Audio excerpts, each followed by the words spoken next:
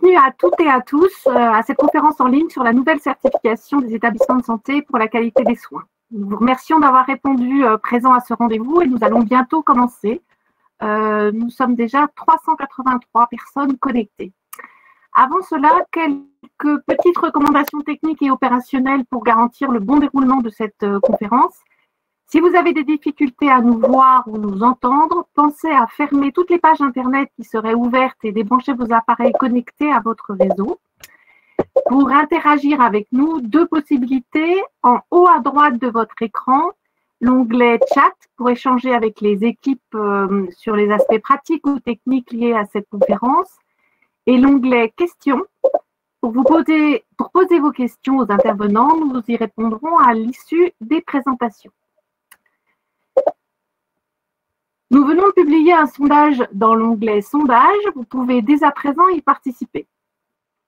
Catherine Grunier, directrice de l'amélioration de la qualité et de la sécurité des soins à la Haute Autorité de Santé, va dès à présent prendre la parole pour vous présenter les grands enjeux du nouveau dispositif de certification. Je reviendrai ensuite vous parler de ce nouveau dispositif de certification centré sur les résultats et une démarche simplifiée.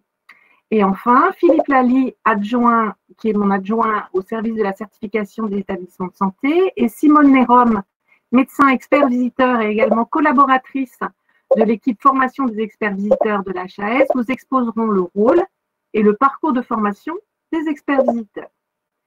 À l'issue de ces présentations, nous serons rejoints par Mounir El-Mahdi, référente de l'unité formation des experts visiteurs de l'HAS, Julien Durand-Lot, chirurgien, médecin patient traceur, et Evelyne Ragny, chirurgien, expert visiteur, présidente de l'Association française des experts visiteurs, pour répondre à vos questions.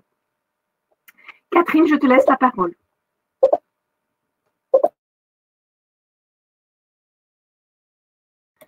Catherine, on ne t'entend pas.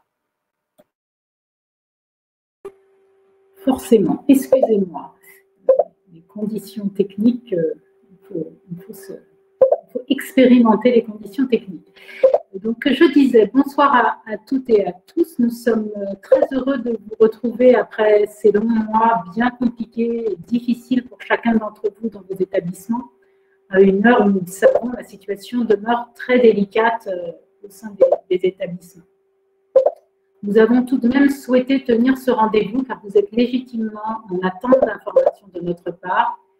Et quant à nous, nous tenons à partager ce travail co-construit et à bénéficier de ces moments privilégiés d'échange avec vous. Cette conférence en ligne s'inscrit dans la continuité de celle que nous avons tenue en mars dernier, conférence à laquelle vous aviez été très nombreux à participer et vous êtes tout aussi nombreux ce soir. On témoigne, je crois, de quelques bips de connexion et je pense que nous avons la quasi-totalité des experts visiteurs attendus ce soir. Des comptages, mais c'est extrêmement impressionnant. L'objectif de cette première conférence en mars était de vous présenter le nouveau dispositif de certification et les échéances de son déploiement. Vous le savez tous, la crise sanitaire, par son ampleur et le niveau de mobilisation des établissements de santé, a conduit à différer ce lancement. Ce différé a permis, à l'appui d'une nouvelle phase de concertation qui a eu lieu cet été, de réappréhender l'ensemble du dispositif en tenant compte à la fois des enseignements issus de la gestion de la première vague, mais aussi des premières conclusions du Ségur de la santé. Cette analyse a permis de conforter les orientations qui ont sous-tendu le développement de cette nouvelle certification. La contribution de la certification à une démarche qualité des soins plus pragmatique. La place faite à l'engagement des patients, à la prise en compte de leur point de vue. La place faite en miroir à l'engagement des équipes pour l'amélioration de la qualité des soins délivrés aux patients. Et globalement, le recentrage de l'évaluation sur le résultat pour le patient et non plus sur les processus. Ces orientations recueillent l'adhésion des professionnels et des patients. Nous avons pu le mesurer tout au long des phases de développement et de concertation, mais aussi à l'occasion des visites expérimentales. Cela a aussi conduit à ajuster certains critères du référentiel et à aller encore plus loin en matière de simplification, Anne vous en parlera, mais aussi de renommer cette nouvelle certification afin que son objet soit plus explicite pour l'ensemble des acteurs. Ainsi, cette nouvelle version se nomme désormais Certification des établissements de santé pour la qualité des soins. Compte tenu du contexte sanitaire que nous vivons tous, nous avons décidé de déployer cette nouvelle certification en 2 temps. Un premier temps de partage et d'appropriation. C'est le but de cette conférence en ligne, comme de celle qui va suivre pour les établissements de santé, pour, comme nous nous y étions engagés, que chacun puisse s'en saisir. Il y aura bien sûr un deuxième temps, celui de la mise en œuvre. Nous le ferons dès le printemps avec les établissements volontaires si la situation le permet. Puis, nous prévoyons de démarrer en septembre la réalisation des autres visites. L'objet particulier de cette conférence en ligne est de vous présenter ce que l'on attend de vous en tant qu'expert visiteur. Que vous soyez nouvel expert visiteur, médecin patient traceur, ou expert visiteur ayant pratiqué la version précédente de la procédure, ou encore expert visiteur coordonnateur, vous êtes sur ce point très en attente d'informations et c'est bien normal. Afin d'être à la hauteur de ces enjeux, le dispositif de formation a été largement remanié. Il a fait l'objet d'un investissement important de la part du service de certification, mais aussi de l'ensemble des services de la direction. Le parcours de formation qui doit vous préparer à cette nouvelle certification va vous être présenté. Ce parcours alliera distanciel et présentiel. Il portera sur la connaissance du dispositif et des enjeux, la connaissance approfondie du référentiel, la maîtrise des méthodes d'évaluation, tout cela en distanciel. Et nous avons privilégié des enjeux de posture et de travail en équipe sur site en présentiel. Avant de repasser la parole à Anne, je dois vous dire de la place qui est la mienne et au nom de la présidente de la Haute Autorité de l'UDEC et de la présidente de la Commission de certification des établissements de santé, Catherine Gindre, combien votre rôle est essentiel et combien nous comptons sur vous pour porter cette nouvelle certification. Les évolutions sont importantes, les enjeux tout autant. Nous allons mobiliser des moyens importants pour votre formation, mais aussi pour votre accompagnement. Les équipes du service de certification veilleront à être proches de vous et soutenantes en recourant à des modalités nouvelles. Je rends tout de suite la parole à Anne qui va vous présenter les évolutions du dispositif. Merci. Alors effectivement, nous avions eu l'occasion de vous présenter en mars dernier, lors de notre première conférence en ligne, les grands principes du nouveau dispositif de certification, avec une nouvelle manière d'accompagner et d'améliorer la qualité des soins en donnant du sens et de la clarté aux professionnels et aux usagers. La crise sanitaire a suspendu son déploiement, dont l'approche recentrée sur le soin, de simplification et d'adaptation était déjà largement développée. Le dispositif n'est donc pas fondamentalement remanié, mais seuls certains ajustements sont intégrés. Slide suivante. Je vais donc vous présenter ces ajustements fondés sur les retours d'expérience de la première vague et l'expression des débats du Ségur de la santé qui ont, comme cela l'a été fait depuis l'élaboration de ce nouveau dispositif, ont été bien sûr réalisés en co-construction avec les professionnels et les représentants d'usagers et en concertation avec les parties prenantes. Le référentiel est plus lisible. Les vocables ont été simplifiés pour les rendre compréhensibles de tous, les acronymes ont été bannis et le volume des documents a été encore largement réduit. À ce titre, nous avons écarté la référence V2020, comme vous l'a dit Catherine, itération connue par les seuls spécialistes, et nous avons préféré utiliser un intitulé compréhensible de tous, la certification des établissements de santé pour la qualité des soins. Le manuel est désormais composé du référentiel, réduit à 20 pages, pour permettre à chacun de comprendre les principes de cette certification. En complément, des fiches pour chaque critère et des fiches méthodes accompagnent ce référentiel. Pour chaque critère, une fiche où chacun peut y retrouver les éléments essentiels à leur bonne compréhension, la description synthétique des exigences attendues, son champ d'application et son niveau d'exigence, les éléments d'évaluation et leurs méthodes, les références à connaître, telles que les recommandations de bonnes pratiques émanant de la HAS ou des sociétés savantes.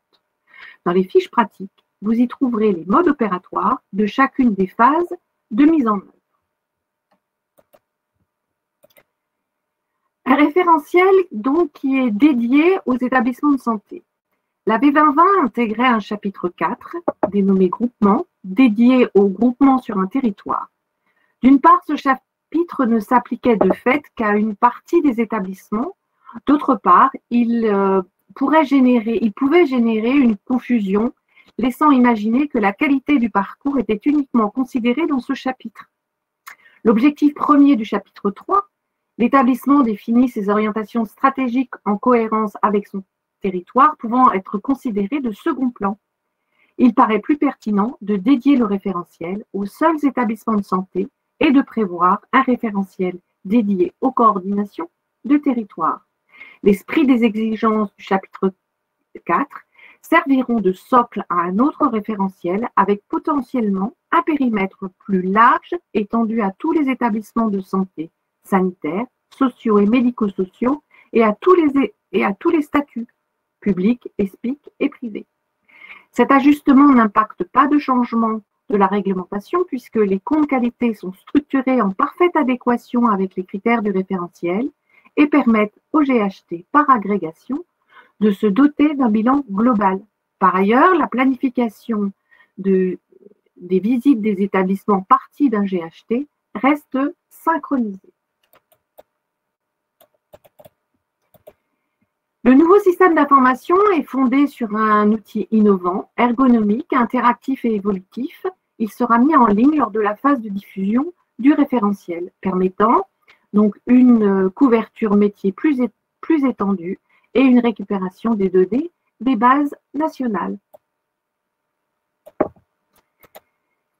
Comme nous vous l'avions déjà annoncé, les méthodes d'évaluation sont aussi adaptées en partant de situations vécues et sont aussi basées sur l'observation du terrain. Nous avons choisi d'y revenir aujourd'hui avec une petite vidéo afin de les illustrer.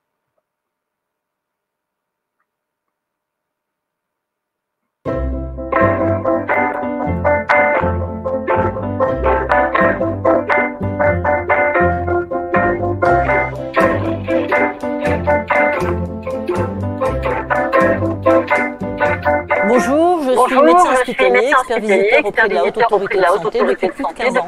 À l'origine, la certification était très axée sur les processus. L'objectif était d'ancrer la démarche qualité dans les pratiques des établissements de santé. La nouvelle version évalue la réalité des pratiques de prise en charge du patient. Elle implique les professionnels de terrain. Pour cela, de nouvelles méthodes d'évaluation sont mobilisées. Je vais vous les présenter.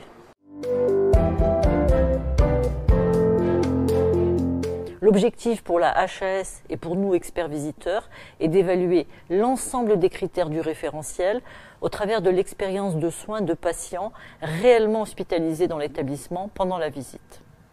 5 méthodes d'évaluation sont mobilisées, dont la plupart sont des traceurs. Le patient traceur se déroule en 2 temps. Un premier temps où on rencontre le patient, on lui pose des questions sur son information, le respect de ses droits, l'association de ses proches, de ses aidants. Et puis ensuite, on rencontre l'équipe qui a pris en charge ce malade autour du dossier. La méthode du patient traceur permet d'avoir une analyse rétrospective de la qualité et de la sécurité de la prise en charge d'un patient tout au long de son parcours dans l'établissement. Ce n'est en aucun cas une évaluation de la pertinence des choix médicaux qui ont été faits par l'équipe. J'ai appris qu'il y avait plus de patients traceurs, que l'HAS a accès maintenant la méthode, l'évaluation, la certification sur ces patients traceurs. C'était souhaité par les professionnels et ça a été entendu par l'HAS. Donc c'est bénéfique pour tout le monde, les patients, les établissements de santé, les professionnels. Moi je pense que c'est le progrès. C'est parce que c'est pour quelque chose de l'avenir, c'est pour quelque chose d'avancement sur le bon des choses. Dans le cadre d'un parcours traceur, on rencontre les équipes d'un service en s'appuyant sur plusieurs dossiers de patients sortis de l'établissement et on complète ensuite par un parcours physique dans les différents secteurs. Cette méthode permet d'évaluer la prise en charge globale, la continuité, la coordination, le travail en équipe, le développement de la culture qualité-sécurité au sein des secteurs d'activité et la gestion du dossier du patient. Par exemple, son accueil, son passage au bloc opératoire et en salle de réveil jusqu'à sa sortie d'établissement. Il y a vraiment eu un échange entre l'expert et les soignants en fait, sur leur manière de travailler, sur comment en fait, ils communiquent entre les équipes pour amener un maximum de résultats pour le patient. Et le débriefing qu'on a eu donc entre les équipes est vraiment ce point positif en fait, d'échange entre experts et soignants.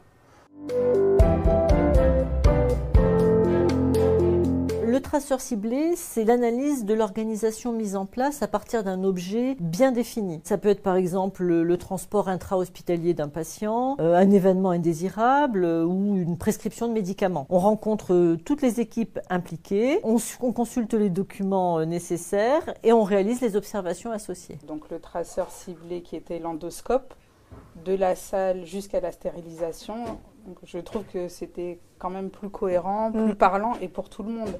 Parce que de s'asseoir autour d'une table en parlant des protocoles, etc., c'est vrai que là, c'est beaucoup plus ciblé sur les pratiques, sur ce qu'on vit au quotidien et ce qu'on fait au quotidien. Et en fait, après, on remonte de l'expérience qu'on a sur le terrain vers justement les process pour établir des protocoles qui sont le reflet de nos pratiques réelles. En plus des traceurs et en début de visite, nous organisons une rencontre avec la gouvernance et l'encadrement de proximité pour comprendre la politique de l'établissement. Ensuite, nous organisons des échanges avec les professionnels de terrain et les représentants des usagers pour s'assurer de la mise en œuvre de cette politique. Alors nous avons, en tant que représentants des usagers, on a trouvé cette réunion très positive, très intéressante. Voilà, très intéressante. On a vraiment l'impression d'avoir été écoutés pendant 3 quarts d'heure et c'était très important, le dialogue avec ces autorités importantes. Voilà. Tout au long de la visite et pendant chaque méthode d'évaluation, nous réalisons des observations via une checklist d'observation. Elles nous permettent d'évaluer par exemple le respect de l'hygiène, comme la friction hydroalcoolique des mains, le respect de l'intimité, de la dignité du patient, comme le fait de ne pas avoir de patients dénudés dans les couloirs, la confidentialité des informations, le stockage des médicaments dans les armoires à pharmacie, le tri, le stockage des déchets. C'est toutes ces observations qui au final nous permettent d'avoir une vraie vision à 360 degrés de l'établissement. C'est l'ensemble des évaluations qui permet une vision complète et des résultats robustes. Au final, chaque critère aura été évalué par différentes méthodes d'évaluation et par plusieurs experts visiteurs. Une fois toutes ces investigations réalisées, une première synthèse est présentée en réunion plénière avec l'ensemble des professionnels. Elle donne des résultats globaux par chapitre, par objectif et par critère. Puis ces résultats sont transmis à l'HAS qui va statuer sur le niveau de certification de l'établissement. La restitution des experts en fait correspond totalement à l'image qu'on avait de l'établissement, aussi bien avec ses points forts que les axes d'amélioration qu'on avait identifiés. Après, ça a complété en fait des plans d'action qu'on avait déjà en cours au sein de notre établissement.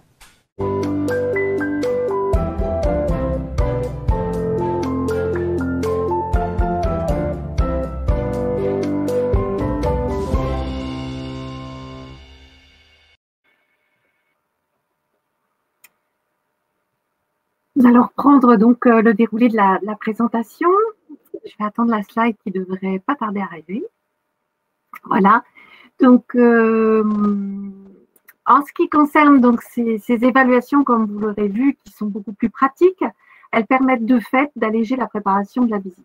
La préparation consistera en concertation avec le coordonnateur, le chef de projet de l'HAS et l'établissement, à d'abord s'accorder sur la validation du profil de l'établissement afin d'être assuré de bien cibler les évaluations en cohérence avec son activité, d'adapter au mieux le calendrier des évaluations selon la disponibilité des interlocuteurs à rencontrer, de s'assurer d'une couverture la plus exhaustive possible des évaluations. Il convient de préciser que tous les enseignements des démarches d'amélioration continue de la qualité des soins mis en œuvre par les établissements, en fonction de ses enjeux et de son contexte, par exemple les revues de pertinence et d'audit, les analyses de risque, Les RNM sont évalués au sein même des critères des 3 chapitres. Néanmoins, il ne s'agit plus d'évaluer le déroulement des analyses, la conduite des réunions, mais il s'agit d'évaluer les enseignements tirés de ces démarches et les actions mises en place concrètement. Vous l'aurez compris, ces évaluations étant basées sur des contacts de terrain, cette démarche n'est plus un effort de préparation ponctuel, mais est basée sur une amélioration continue des pratiques. Nous avons retravaillé les macarons, mentionnant tout à la fois le logo de la HAS, slide suivante, merci, le logo de la HAS, mais le niveau de décision de certification, le sens donné à chacun, ainsi qu'une échelle de niveau qui permettra de connaître effectivement où on se situe. Au-delà du référentiel, la HAS mettra à disposition des établissements de nombreux supports qui leur faciliteront la mise en œuvre de leur démarche d'amélioration de la qualité et les accompagneront pour faciliter l'appropriation de ce référentiel. En termes de calendrier, nous avons fait un travail de concertation, de simplification. Vous constaterez que nous avons encore amélioré le dispositif avec l'expérience de la première vague. Nous sommes prêts et l'attente des professionnels est là. Et en même temps, nous sommes dans un moment de crise et on ne peut pas rajouter de la charge aux structures qui, pour certaines, souffrent beaucoup. Cela dit, la qualité, c'est essentiel, même en temps normal comme en temps de crise. Nous allons, comme Catherine vous l'a dit tout à l'heure, prendre le temps de le faire évidemment compte tenu de la situation. Donc, nous allons le faire en 2 temps. Un premier temps de partage et d'appropriation. C'est ce que nous ferons lors du webinaire qui est prévu pour les établissements le 1er décembre et celui des représentants des usagers en association avec France Association Santé le 7 décembre, pour que chacun puisse s'en saisir. Il y aura ensuite le temps de la mise en œuvre et on le fera dès le printemps avec les établissements volontaires. Si et seulement si la situation le permet, on démarrera en septembre avec les autres. Notre ambition commune, c'est clairement d'améliorer et de garantir la qualité des soins dans nos établissements, que ce soit en temps normal et en temps de crise.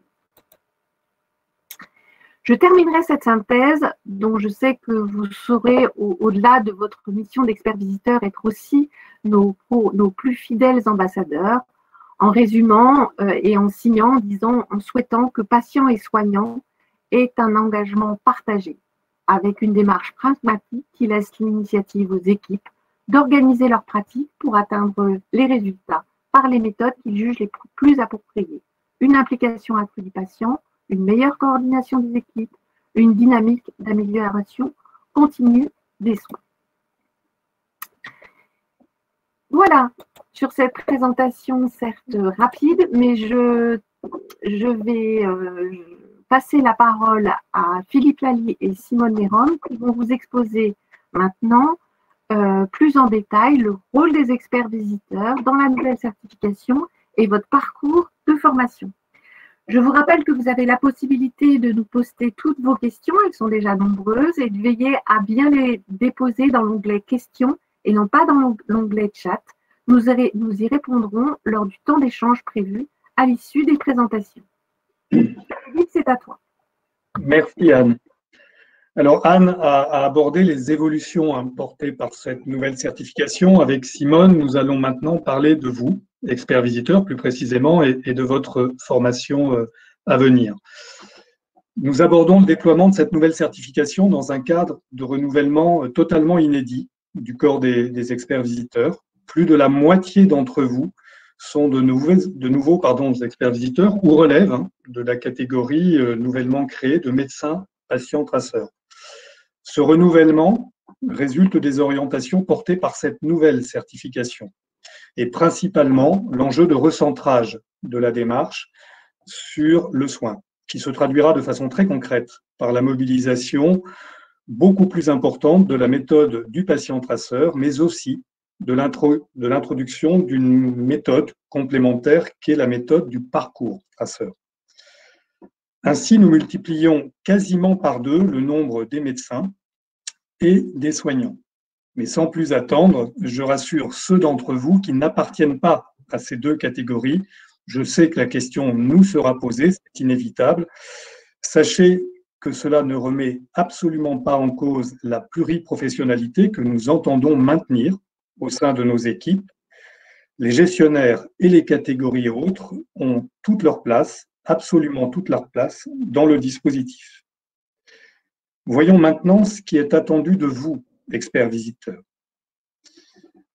Être expert visiteur, c'est maîtriser un socle d'activités, tantôt individuelles, tantôt collectives, que vous aurez à enchaîner dans le cadre des missions que vous mènerez.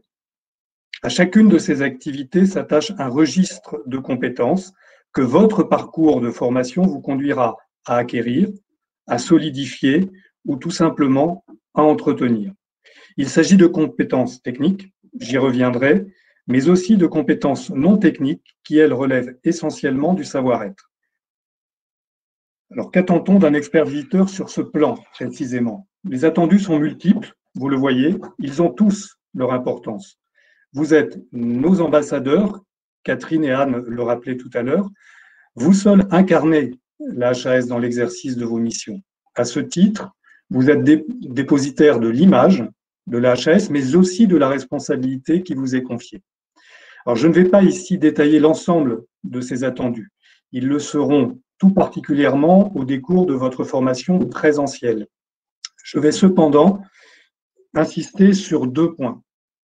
L'exigence d'impartialité et d'objectivité qui suppose que vous soyez à même de vous départir de vos cadres de référence, mais aussi votre capacité à évoluer dans une équipe et à en être complètement partie prenante. Ceux d'entre vous qui en ont l'expérience savent qu'une mission ne peut être menée à bien que si le collectif équipe a bien fonctionné.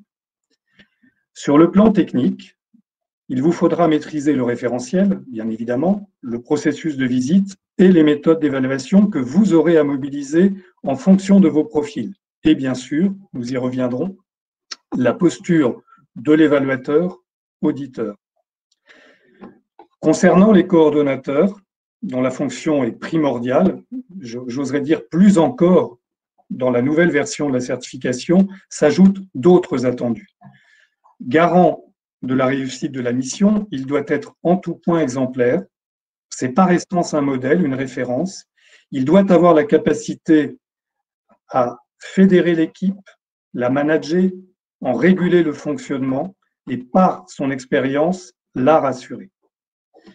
Là aussi, au plan technique, il aura nécessairement à maîtriser l'ensemble des composantes de la démarche, la conduite d'une visite, qui dans sa nouvelle version appelle une coordination renforcée, tant au niveau de l'équipe que dans la relation à l'établissement, mais aussi l'élaboration du rapport de visite dont la rédaction désormais lui incombe seule.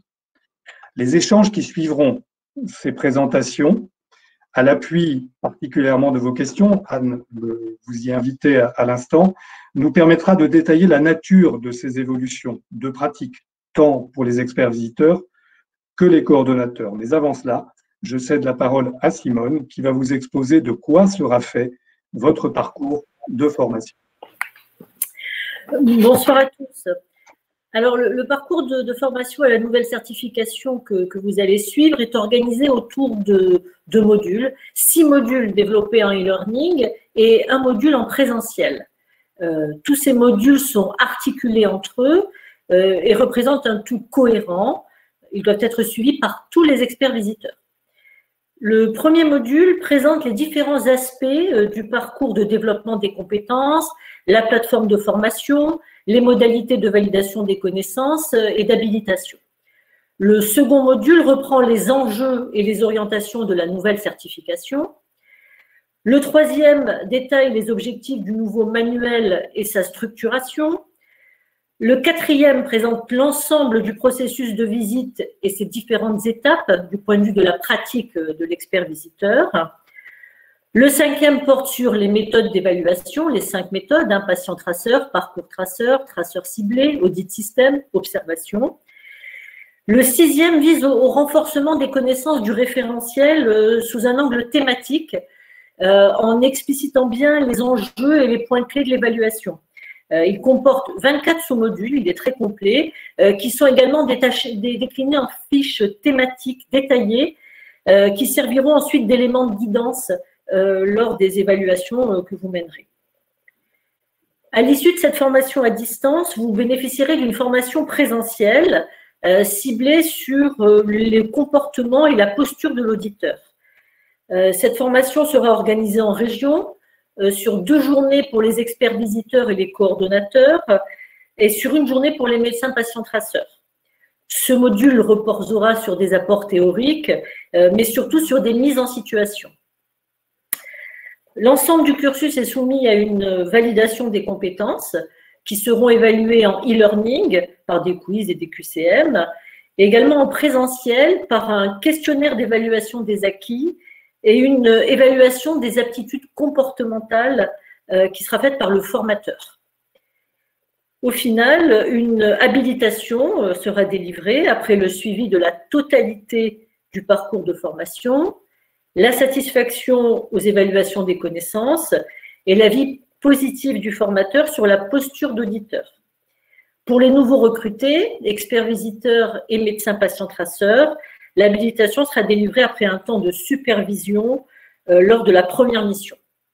Voilà, résumé l'ensemble du parcours de formation des experts visiteurs. Voilà, je vous remercie de votre attention. Eh bien, merci à tous. Nous venons de clore le sondage, donc vous allez voir les résultats s'afficher. Merci encore d'avoir répondu présent à ce rendez-vous, malgré le contexte actuel.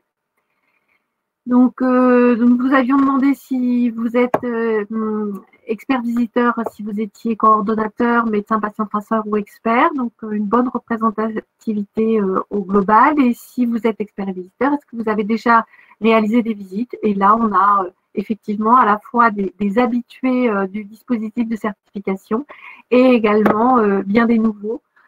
Cette proportion est égale à l'ensemble de l'effectif et représente bien l'effectif de l'ensemble des experts visiteurs. Je vous propose maintenant un temps d'échange durant lequel nous tenterons de répondre à toutes vos questions, que l'on imagine nombreuses. Sachez toutefois que nous publierons très prochainement une foire aux questions reprenant l'ensemble de vos questions, y compris celles auxquelles nous n'aurons pas eu le temps de répondre. Donc, j'invite à me rejoindre Mounir, le docteur Julien Deranleau, Simone Néron et Evelyne Ragny. Alors, s'agissant des questions, je ne les ai pas encore en ligne. Peut-être qu'elles vont arriver.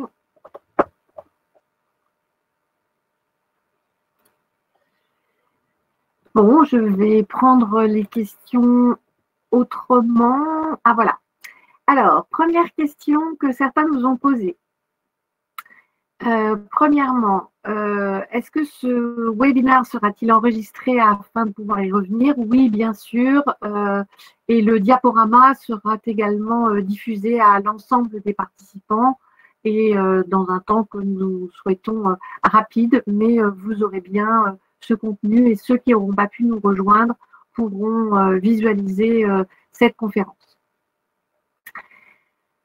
Autre question, évidemment, quand pourrons-nous disposer du manuel? Eh bien, nous avons prévu de faire cette diffusion avec un courrier qui va être envoyé à l'ensemble des établissements le 25 novembre prochain, avec une diffusion de l'ensemble du manuel, aussi des outils d'accompagnement, mais également une ouverture du nouvel outil Calista qui remplacera Sarah. Je finis, après je passerai la parole sur une question. Y aura-t-il encore des visites de suivi V2014 en V2020? Eh bien non. Compte tenu effectivement de la période 2020 compliquée, nous avons suspendu de nouvelles visites initiales en 2020, mais nous ne les redémarrerons pas sous un format V2014, mais sous le format de la nouvelle certification des établissements de santé. Voilà, donc ça sera réintégré puisque nous avons préféré, compte tenu de la situation des établissements, ne pas redéclencher ce genre de visite. Je vais passer la parole à Mounir pour répondre à la question suivante, bien sûr que tout le monde se pose. Quand débutera la formation des experts visiteurs? Mounir, il faut activer le micro. Merci. Bonjour à tous. Comme ça a été en fait précisé, le parcours de formation des experts visiteurs alliera formation distancielle et formation présentielle. La formation distancielle, nous avons prévu le déploiement fin novembre. J'en profite pour vous dire qu'actuellement, on est en cours de migration vers une nouvelle plateforme. Un dispositif de communication vous sera envoyé à partir de la semaine prochaine.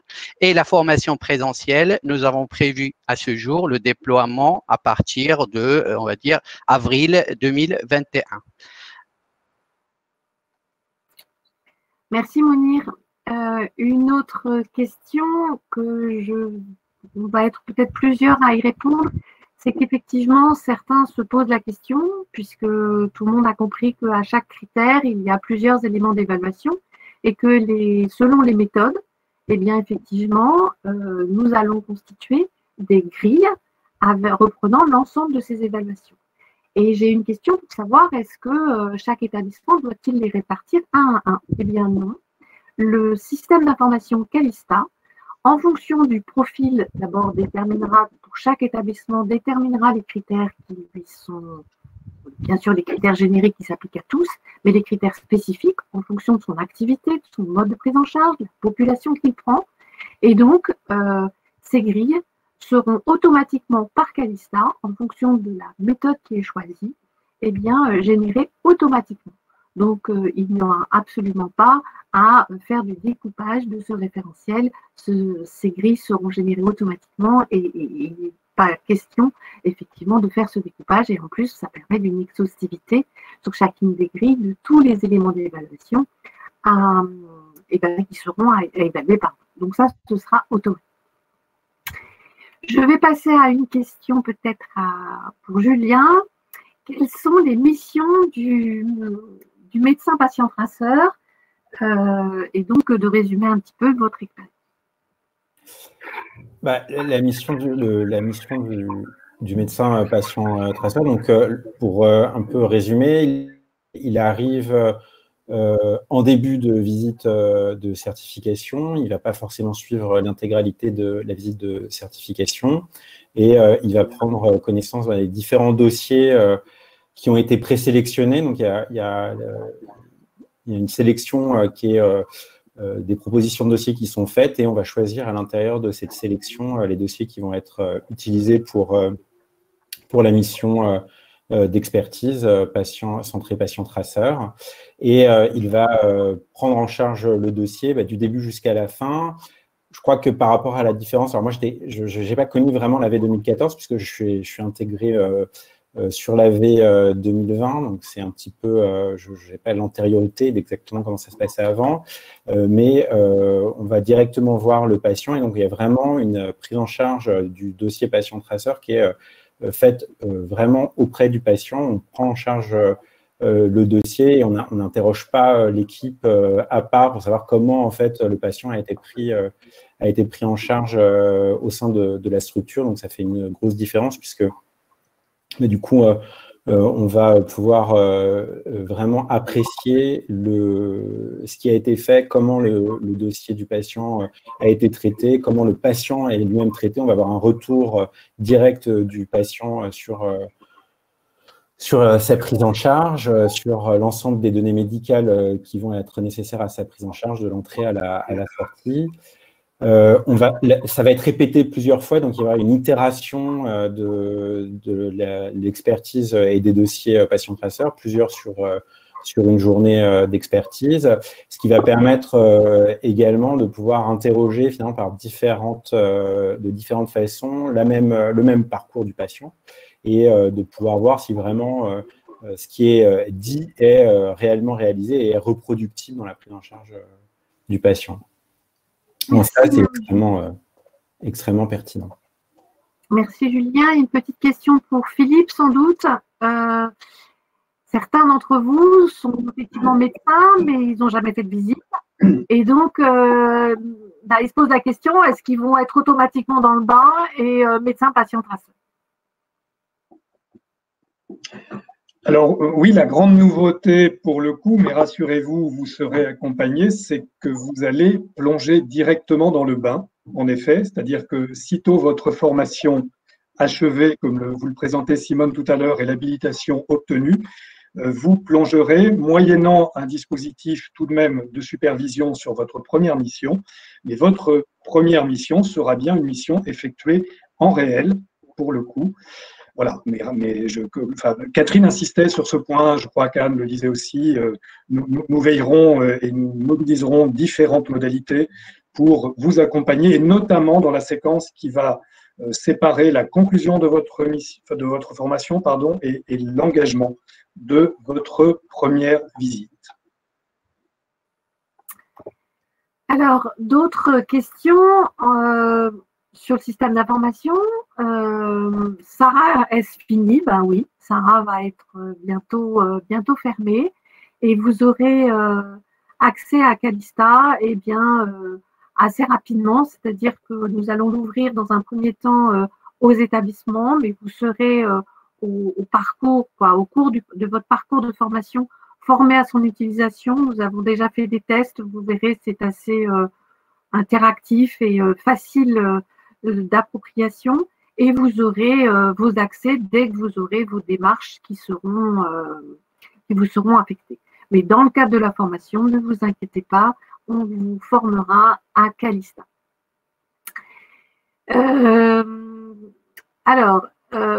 Petite question générale peut-être, est-ce que en termes de calendrier, donc j'y reviens parce que c'est vrai que c'est une question qui soucie tout le monde, surtout dans le contexte actuel, quel va être le calendrier des visites? Donc nous vous l'avons dit avec Catherine, nous avons fait ce choix de lancer le dispositif et de vous mettre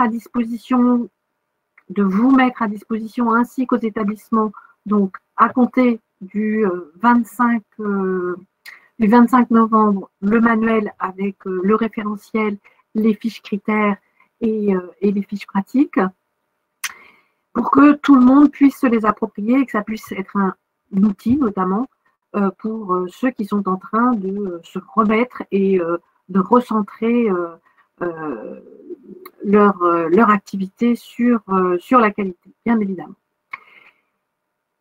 Nous avons dans Calista, dans cette ouverture, nous avons indiqué des dates prévisionnelles de début à partir du mois de septembre 2021, pas avant.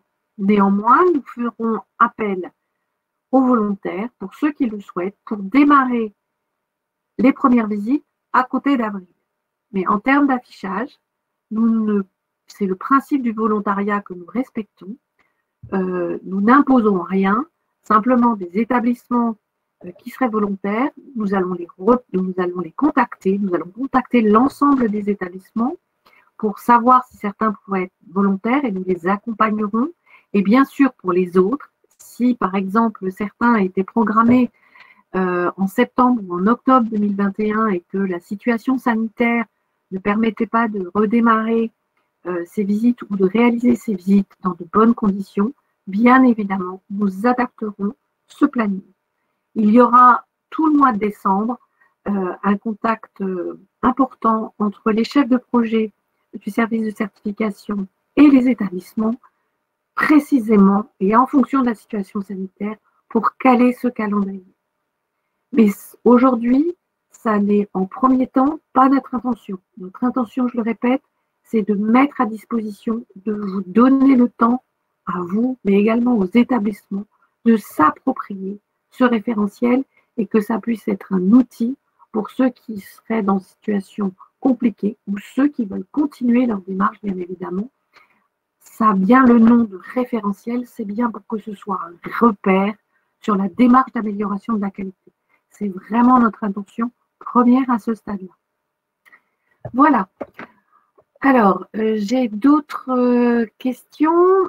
Lors de la visite, donc oui, vous aurez Calista, et sur quels outils pourrez-vous l'utiliser? Donc Philippe, je vais peut-être te laisser répondre par rapport aux supports qui seront utilisés pour récupérer l'ensemble des grilles qui vous serviront tout au long de vos évaluations. Peut-être que Simone peut également y répondre.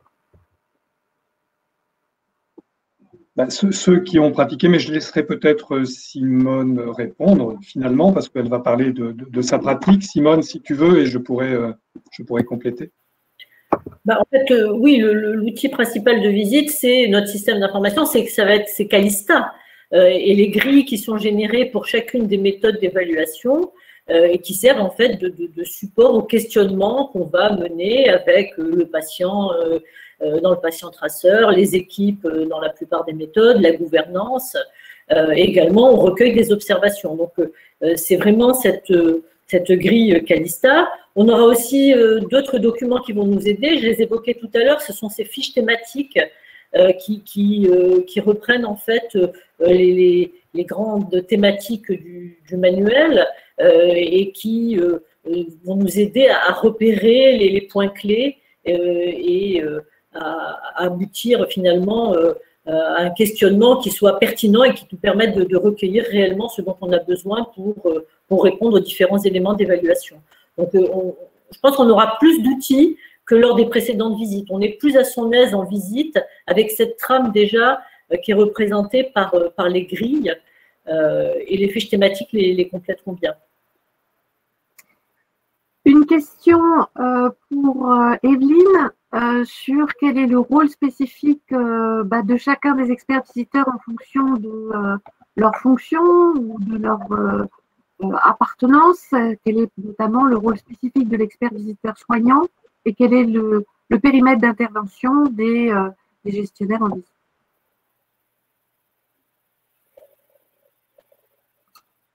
Evelyne, il faut que tu mettes ton micro.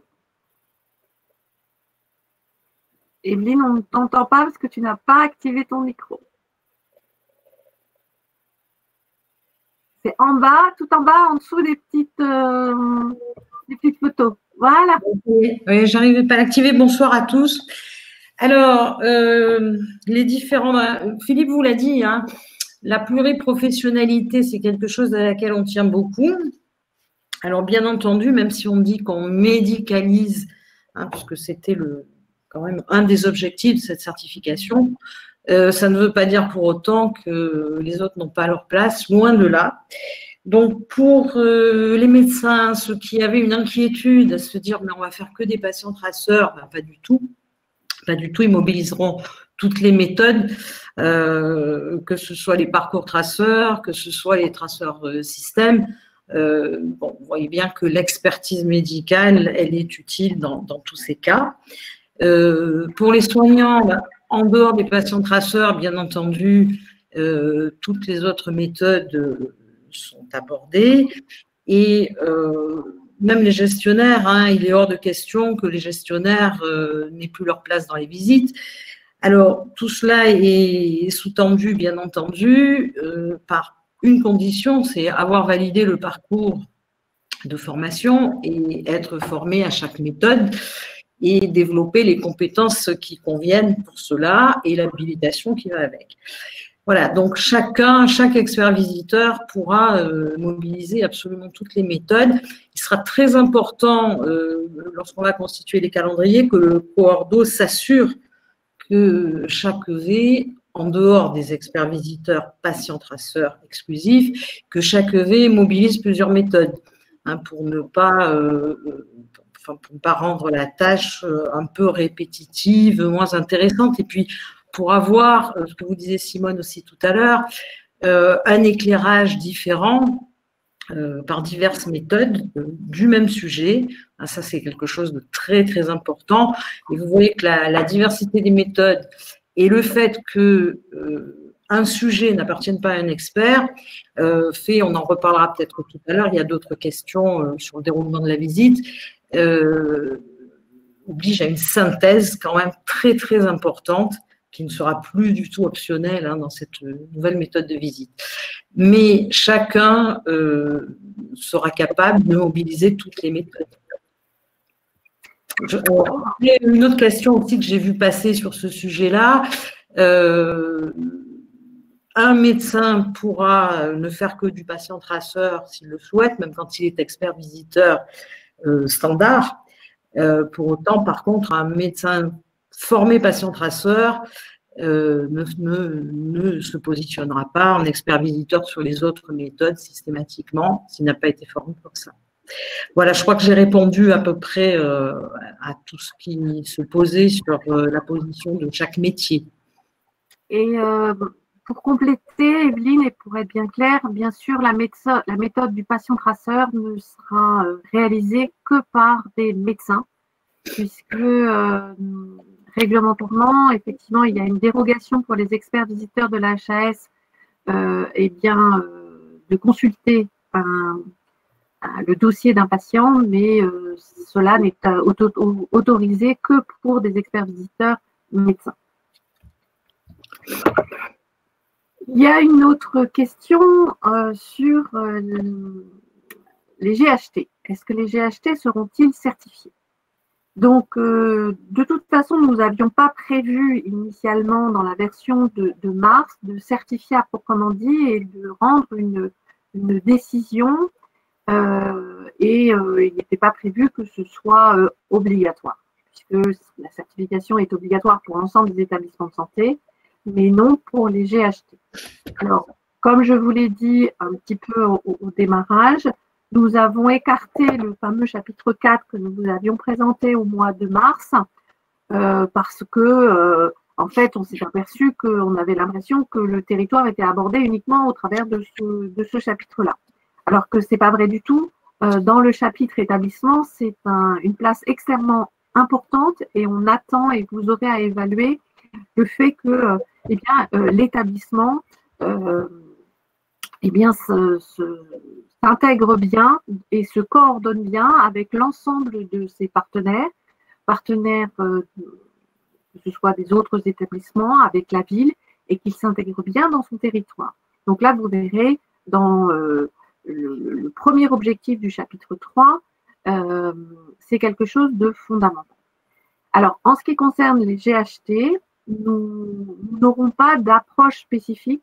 Nous prévoyons de développer un référentiel et nous allons y retravailler puisque ce chapitre 4, en fait, il était véritablement collé au GHT. Mais on s'est aperçu au travers notamment des derniers événements et de la première vague qu'il y avait des coordinations de territoire qui étaient organisées et qui étaient organisées pas seulement entre établissements publics.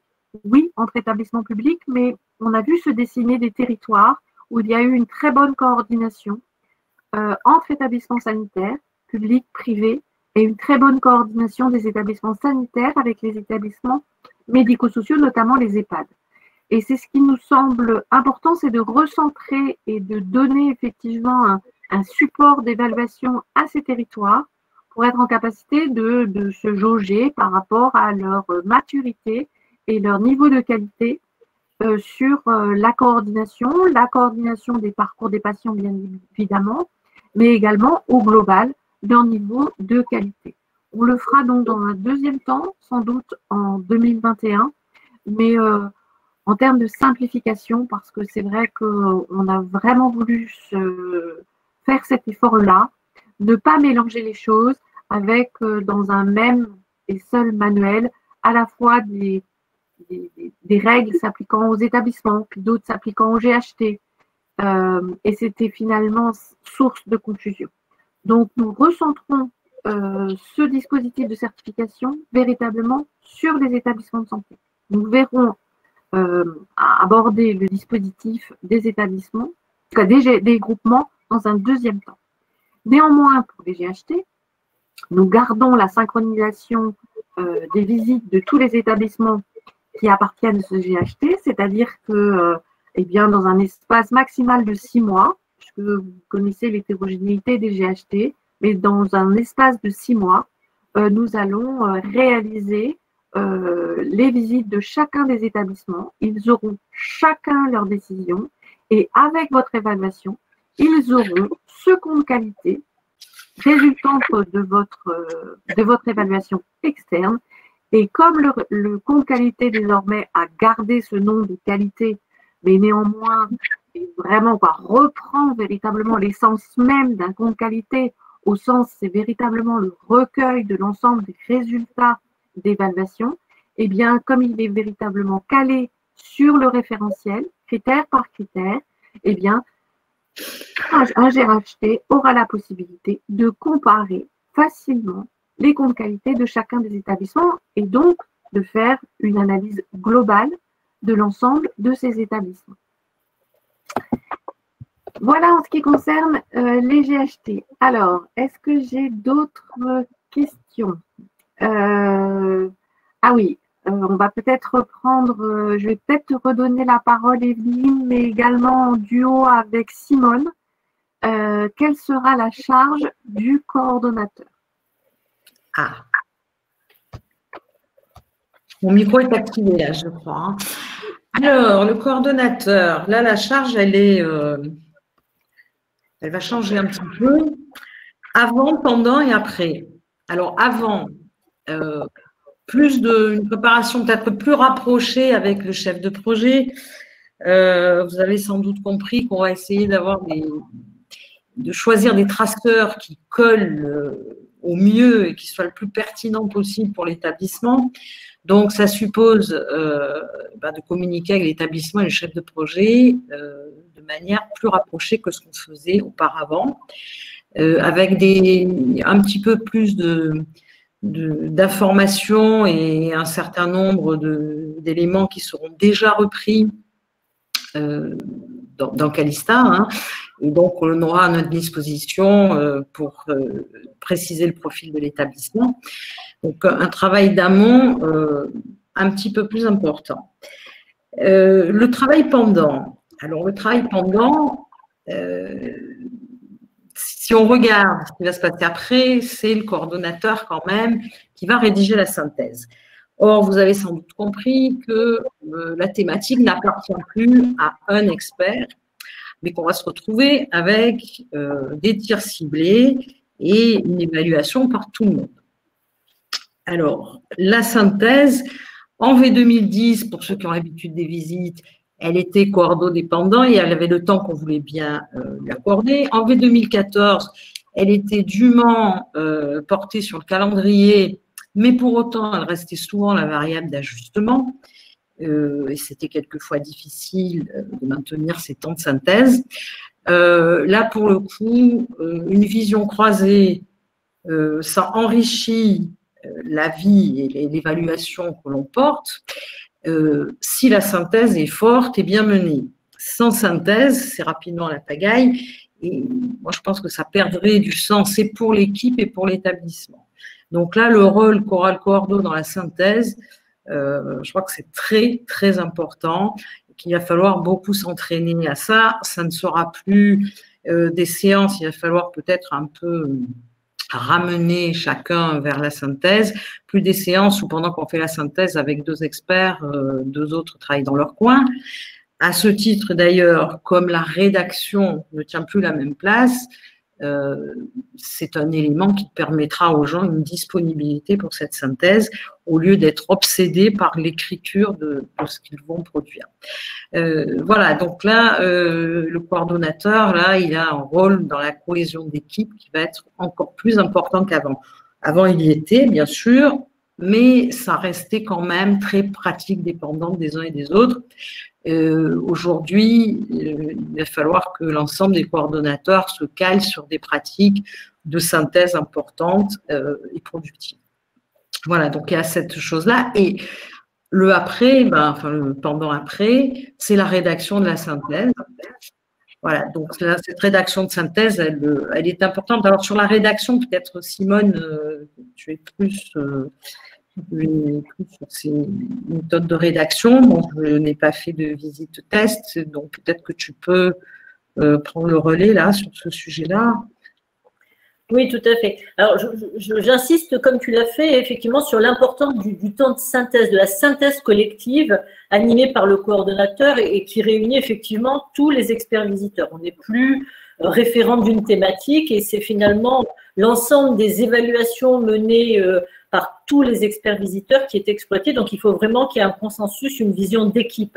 On a en plus, tout à l'heure, on nous interrogeait sur les outils en visite. On aura là un outil dont je n'ai pas parlé tout à l'heure, mais qui est important, qui est finalement l'exploitation des résultats, oui, des réponses, oui, non, aux différents éléments d'évaluation et critères sur les grilles, qui est matérialisé sous la forme d'un radar. Et vraiment, on l'a expérimenté, ça.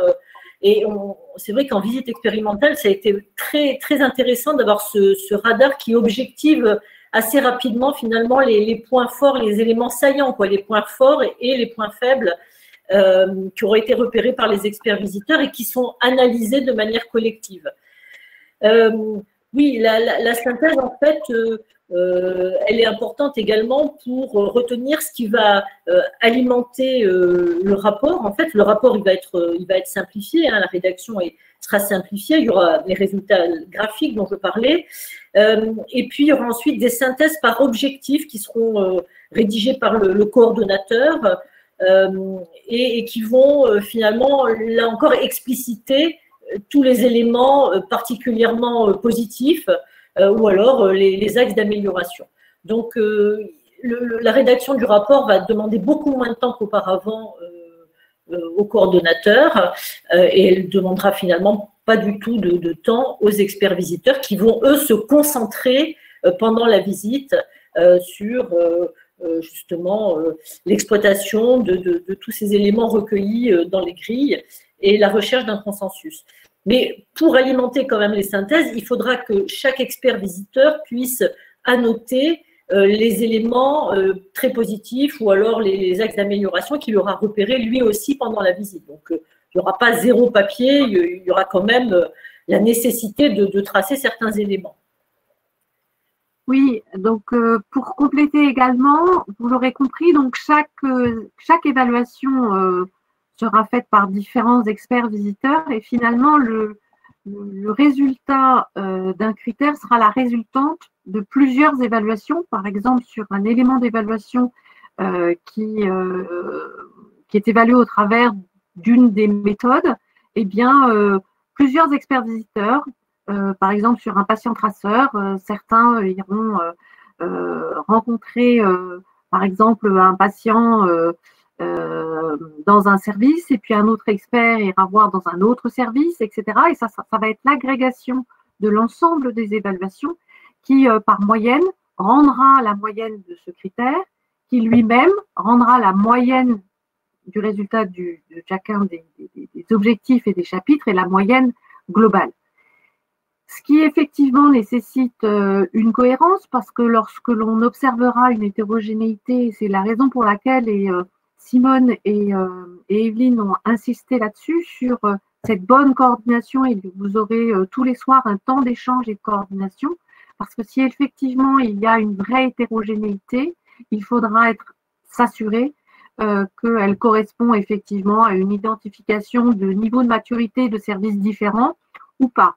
Et donc, il faudra essayer d'aller un petit peu plus loin dans ce genre de choses et bien s'assurer du bon niveau d'évaluation. Mais une fois que tout ça est fait et que les notes sont faites, automatiquement dans le rapport, il y a une visualisation graphique de l'ensemble des résultats. Je rappelle que cette méthode, à la différence de la V2014 où eh bien, on visait à trouver les écarts des établissements dans des exigences.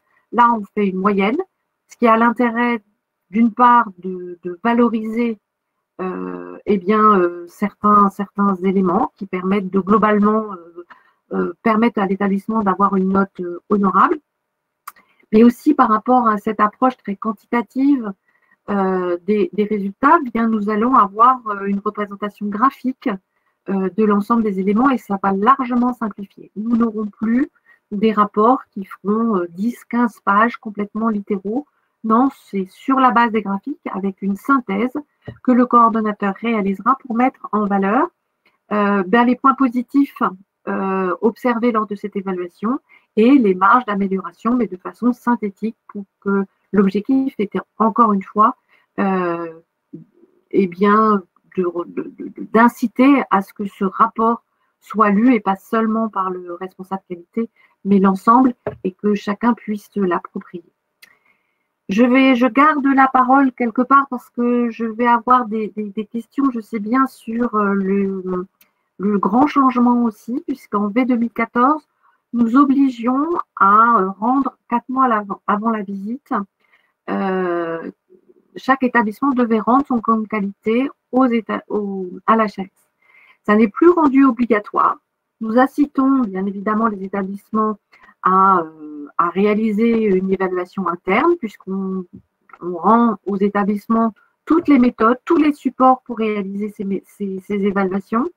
On leur donne les outils au travers de Calista, donc ils ont véritablement la possibilité, comme vous, de mener une évaluation complète au niveau de l'établissement, mais nous avons voulu ne plus rendre obligatoire cette évaluation. Donc c'est pour alléger et plutôt procéder par une invitation à réaliser ces évaluations, mais ne pas rendre obligatoire. Ce qui rendra effectivement compte, et ce qui était déjà le cas jusqu'à présent, c'est véritablement le résultat de vos évaluations qui servira à la commission de certification pour rendre sa décision. Alors, j'ai une autre question en ce qui concerne les règles des visites avec l'affectation de certaines visites aux établissements, puisqu'effectivement, jusqu'à présent, jusque dans la V2014, un expert visiteur ne pouvait pas intervenir dans sa région. Donc, peut-être Philippe, je vais te passer la parole pour que tu nous expliques un petit peu comment ça va se passer désormais. Alors, ce que nous avons travaillé et obtenu, c'est une réduction du périmètre d'intervention possible pour chacun d'entre vous. Je vous rappelle, et nous avons partagé avec vous, en tout cas ceux qui ont connu la version antérieure, bien évidemment, notamment l'impact du grandissement des régions et des règles qui s'imposaient, et rendant évidemment vos missions, vos déplacements, vos mobilisations beaucoup plus compliquées. D'un point de vue déontologique, on a pu produire cette avancée qui nous permet aujourd'hui de vous missionner au plus près, j'allais dire, enfin en tout cas beaucoup plus près, dans un rayon de 50 km, qui ne devra pas être le moins de 50 km du lieu où on vous missionnera. Alors évidemment, il faudra que la chose soit particulièrement bordée. D'abord par vous, et on appellera évidemment tout particulièrement à une extrême vigilance de votre part pour ce qui est de nous faire part de tout risque en amont de conflit d'intérêts, et ça sera évidemment votre responsabilité première. Il y a un deuxième élément, j'allais dire, de sécurité quelque part dans le système, c'est aussi la mécanique de récusation que pourra mobiliser l'établissement, et de ce point de vue-là, elle demeure absolument la même que celle que vous connaissez aujourd'hui.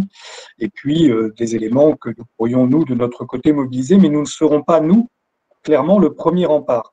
Le premier rempart, c'est votre responsabilité ou éventuellement la détection d'une problématique par l'établissement. Voilà, mais en tout cas, ça facilitera la réalisation de vos missions, puisque vous aurez, a priori, et on y veillera, moins de kilomètres à opérer, moins de déplacements longs, et fini, j'allais dire, les grandes diagonales qui mobilisaient des temps conséquents. Philippe, puisque tu as la parole, pour répondre à une autre question sur le principe d'un engagement à réaliser, est-ce que le nombre de visites de 3 par an est toujours maintenu pour les experts visiteurs, et quid des médecins patients traceurs? Alors, le cadre contractuel n'est pas modifié, donc le principe des 4 visites annuelles, qui est le principe régi par le contrat, demeure. Après, vous savez que les modulations, elles sont à la fois sur nos besoins et évidemment sur vos disponibilités, donc ça demeure. En règle générale, et la moyenne antérieure était qu'un expert visiteur réalisait 3, et quelque chose visites par an en moyenne, mais avec des disparités. Alors, deux choses. Un, par un système aussi, et d'ailleurs le système d'information dont Anne parlait tout à l'heure, nous veillerons et nous serons beaucoup plus attentifs à ce que les missions soient distribuées de façon beaucoup plus égale.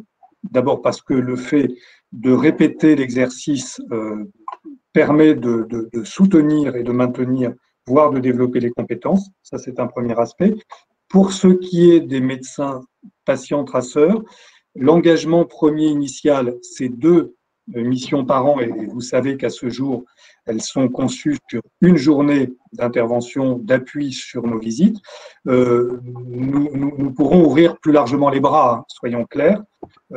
Un médecin patient traceur qui souhaiterait, par intérêt ou parce que nous aurions croisé avec lui nos besoins, et sous réserve d'une acceptation évidemment de son établissement, pourrait possiblement faire 2 jours et pas 1 jour sur une visite, ou pourrait excéder évidemment les 2 jours prévus pour l'année si sa disponibilité le permet. Mais enfin, je vous rappelle quand même que le principe, et ce pourquoi nous avons créé cette fonction, c'est parce que nous savons aussi que tout particulièrement, pas que, mais que pour les médecins, la disponibilité est moindre, mais évidemment, nous ajusterons, et puis tout ça s'opérera au travers d'échanges très réguliers que nous aurons avec vous.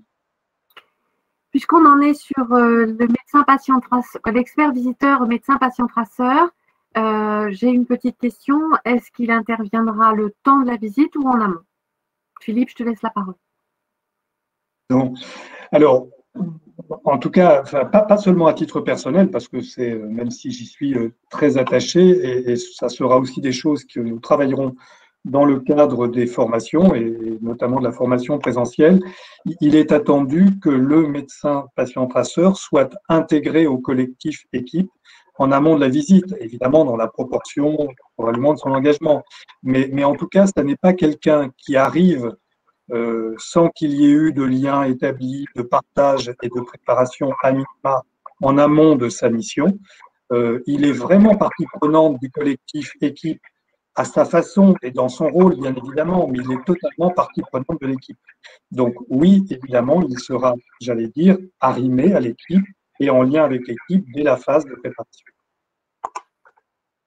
Je vais reprendre une question sur la formation. Donc peut-être pour Mounir, est-ce que Mounir, vous pouvez nous préciser le temps estimé des formations en e-learning? Et puis, donc je vais vous laisser déjà répondre à cette première question. Alors, comme je vous l'avais précisé, en fait, il y a un parcours de formation distancielle et parcours de formation présentielle. Dans le cadre de la formation distancielle, Simone vous a présenté les différents modules. En moyenne, on peut dire un module de formation, on est entre 15 et 20 minutes pour un module de formation, avec une particularité concernant le grand module relatif à la connaissance du référentiel qui est en plusieurs modules et chaque module est constitué en fait 15-20 minutes par module de formation. J'en profite pour dire que concernant la formation présentielle, mais ça a été dit, il y a 2 journées de formation pour les experts visiteurs, 2 journées de formation pour les coordonnateurs et 1 journée de formation pour les médecins patients traceurs. Mais l'intérêt, on peut dire, des formations distancielles, c'est que vous avez la possibilité de suivre ces formations lorsque vous le souhaitez. C'est très, très libre. Et vous aurez bien évidemment de nombreuses semaines pour arriver à réaliser l'ensemble de ce parcours distanciel au moment où vous le souhaitez et comme vous le souhaitez. Donc ça, c'est important. En ce qui concerne l'habilitation, il y a peut-être aussi nous dire quelque chose, c'est-à-dire qu'une fois que l'ensemble des modules distanciels sont suivis, comment ça se passe et comment on accède à la formation présentielle et au final, comment on est habilité à être expert visiteur et comment on prend ces nouvelles fonctions pour sa première visite. D'accord. Alors, dans le cadre en fait de ce parcours toujours de formation, il y a la formation distancielle. Après la formation distancielle, il y a une évaluation des connaissances qui est un prérequis pour assister aux formations présentielles. Dans le cadre de la formation présentielle et après la formation présentielle, il y a aussi un avis du formateur concernant le comportement en fait de l'ensemble des experts visiteurs. C'est l'ensemble de ce parcours. Ça veut dire la formation distancielle, la formation présentielle, les différents quiz qu'on a mis en place qui vont donner l'habilitation de l'expert visiteur. Alors, différentes habilitations, bien entendu, en fonction du profil de l'expert visiteur. Expert visiteur, coordonnateur et médecin patient traceur avec un dispositif de suivi. Je tiens juste à vous rassurer tous. Bien entendu, après la formation, après la fin de la formation présentielle, nous avons prévu un dispositif d'accompagnement individuel et collectif dans le temps entre la fin de la formation présentielle et la première visite.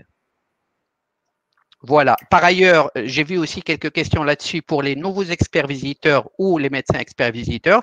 Un autre dispositif concernant la supervision lors des premières visites pour vous accompagner dans le cadre de vos missions. Je ne sais pas si ça répond entièrement à l'ensemble des questions. J'ai vu pas mal de questions concernant justement. Vous avez la parole, je vous la laisse. On a une question. Est-ce que on gardera pour les anciens la même plateforme de formation pour les experts visiteurs?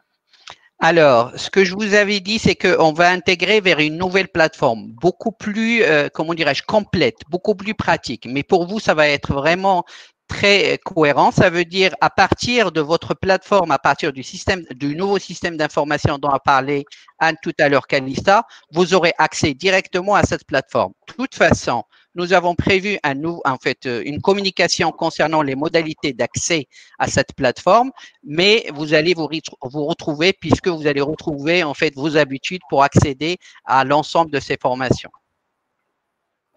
On peut peut-être dire qu'à partir de la plateforme Calista, ce sera relativement transparent, puisque sur Calista, vous accédez à une plateforme d'information et ce sera pratique, c'est-à-dire qu'on pourra vous échanger toutes les informations d'actualité. Vous aurez accès à votre planning. Oui, bien sûr, vous serez prévenu longtemps à l'avance et de nombreuses semaines avant des dates prévisibles de vos visites et ce sera fait en fonction, bien évidemment, des disponibilités que vous aurez renseignées. Vous aurez l'ensemble de vos évaluations qui seront disponibles par Calista et vous aurez ce lien sur cette plateforme, mais de façon relativement transparente pour accéder à l'ensemble de vos modules de formation. J'ai une petite question importante sur le dimensionnement. En ce qui concerne le dimensionnement de ces visites, en temps de visite et en nombre d'experts visiteurs, je vais peut-être laisser la parole à Philippe sur le sujet pour dire un petit peu comment ça se passe en fonction des différentes catégories des établissements. Oui, puis tu pourras compléter, Anne, d'ailleurs, le sujet volontiers. D'abord, le dimensionnement, globalement, enfin je dis bien globalement, il est dans un étiage qui devrait ne pas dépasser fondamentalement celui de l'AV 2014 pour ceux qui l'ont pratiqué. Il est dépendant évidemment de tout ce qui a été dit tout à l'heure, c'est-à-dire du nombre de méthodes à mobiliser, parce que finalement c'est ça l'unité de mesure, c'est pour un établissement au regard de son activité, de sa taille, des domaines d'activité et de ce qui sera à évaluer en fonction de ce qu'il est, vont être réalisés un nombre X de méthodes qui appelleront évidemment des profils particuliers pour mobiliser ces méthodes. En fait, c'est la considération de ces éléments qui conduit à produire ce dimensionnement de visite qui, encore une fois, dans sa globalité, ne sera pas peut-être majoré dans certains cas, mais pas fondamentalement différent de ce que vous connaissez aujourd'hui. Anne, peut-être tu seras plus précise que moi encore sur ce sujet. Oui, petit élément, c'est que je vous l'ai dit, Calista est plus interactif que ne l'était Sarah, c'est-à-dire que l'on récupère des des informations sur l'établissement à partir des bases nationales que sont la SAE et également le PMSI, ce qui nous permettra de préparer avec le coordonnateur, entre le coordonnateur et le chef de projet, un bon ciblage du nombre de patients traceurs et nombre du parcours, puisque nous avons une bonne visibilité de l'activité de l'établissement. L'objectif, c'est véritablement que tout le référentiel soit couvert. Je vais prendre par exemple un exemple sur l'HAD. En V2014, lorsque ça n'était pas l'activité principale de l'établissement, cette thématique n'était pas forcément évaluée.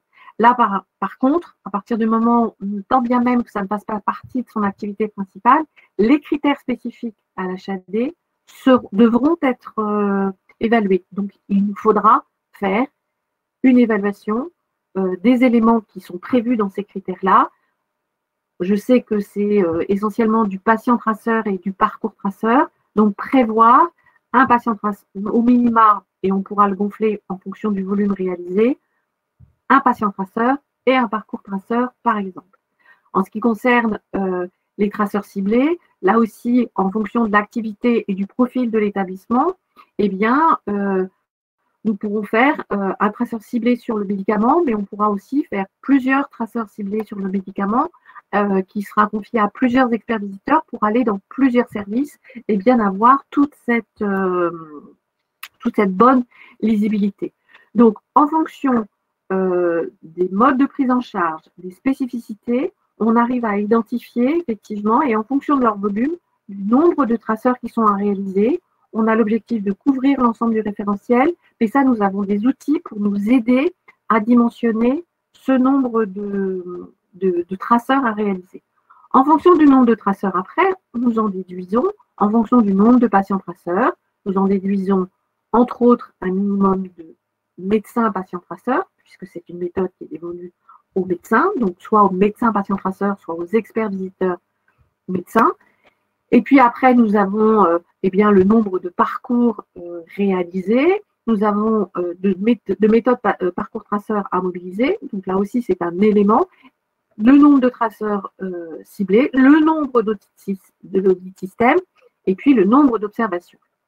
Et ça nous permet donc de définir un minimum de médecins. Je rassure, les médecins patients traceurs n'ont effectivement que du patient traceur, mais les médecins experts qui font l'ensemble de la visite feront des patients traceurs, mais ne feront pas que des patients traceurs.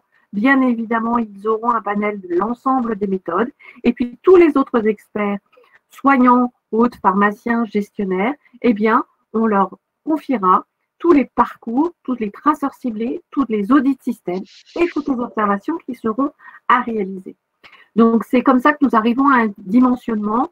Certes, nous démultiplions le nombre de patients traceurs et c'est grâce au recrutement important que nous avons réalisé de médecins patients traceurs et d'un nombre de médecins plus important que ce que nous avions dans le groupe des experts visiteurs.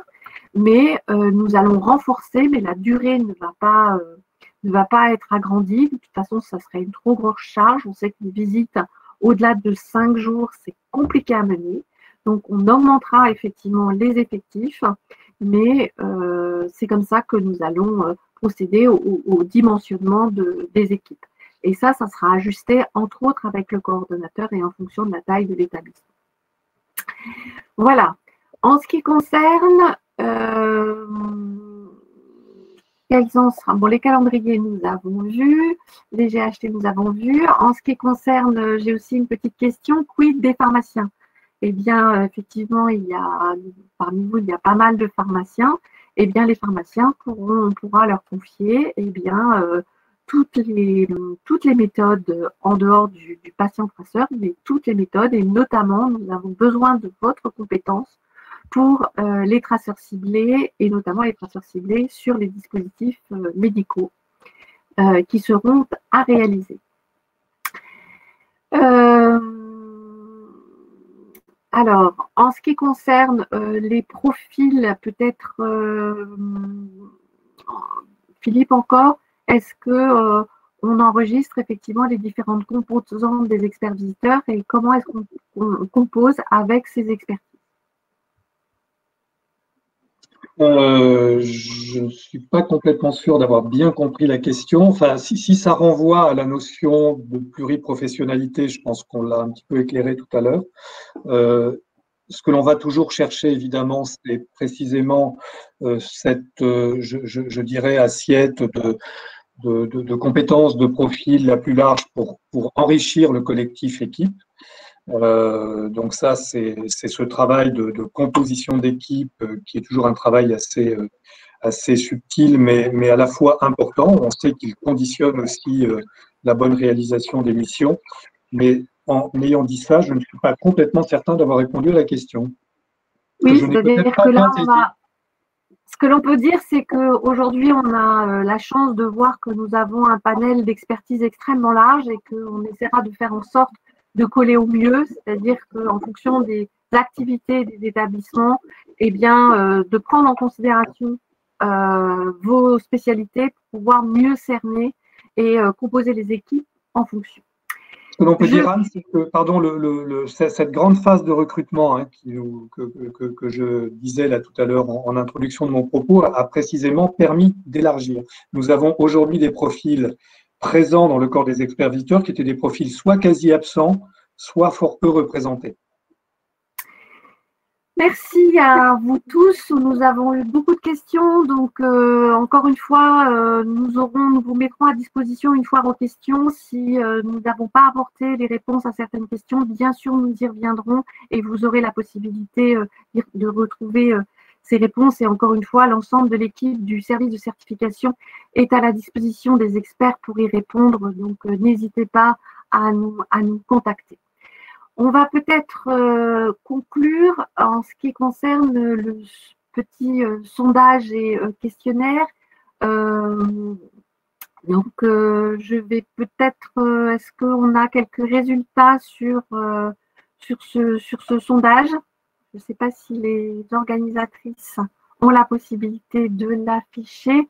Sinon, je vais passer la parole à Catherine pour nous donner un dernier mot de conclusion.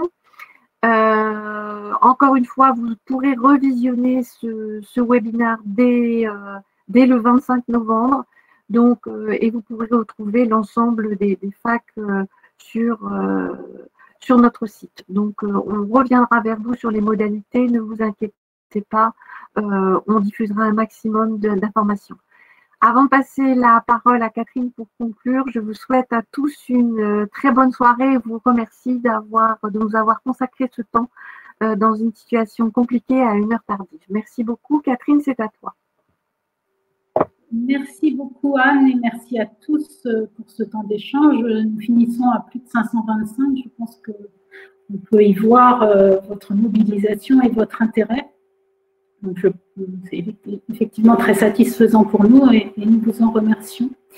Je vais réinsister juste sur quelques points. Le premier, pour vous dire que je voudrais porter assez fortement que dans le cadre de la simplification, un des éléments clés me semble être l'évolution du compte qualité. Ce compte qualité va devenir une évaluation interne avec les mêmes outils que la visite. Et ce ne sera que l'analyse de la situation de l'établissement par rapport au référentiel et rien de plus. Je pense que ça contribuera beaucoup au fait que la démarche qualité proposée soit pragmatique. Le deuxième point, c'est qu'évidemment, il y a eu beaucoup de questions dans le fil de la discussion et que nous n'avons certainement pas répondu à tout, mais que, comme Anne l'a dit, nous allons compléter la foire aux questions qui est en préparation pour nous permettre de répondre à l'ensemble des éléments. Et puis, je voudrais vous dire qu'évidemment, votre quotidien aujourd'hui doit être extrêmement difficile, qu'il y a quelques éclaircies à peine visibles en termes de diffusion de l'épidémie, quelques espoirs à moyen terme, peut-être un moyen relativement court terme sur une éventuelle vaccination qui nous laisse quand même entrevoir des éléments positifs pour se sortir de cette pandémie.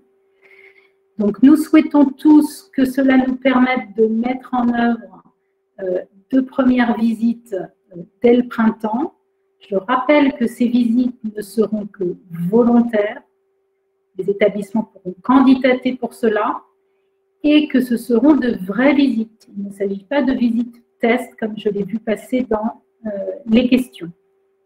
Mais aujourd'hui, et c'est pour ça que nous communiquons aujourd'hui, le temps est à l'appropriation et au partage des outils, et uniquement à celui-là. C'est un élément extrêmement important qui nous a été beaucoup remonté, de laisser du temps, avec les grandes modifications que nous faisons, pour toute cette prise en compte des nouveaux éléments.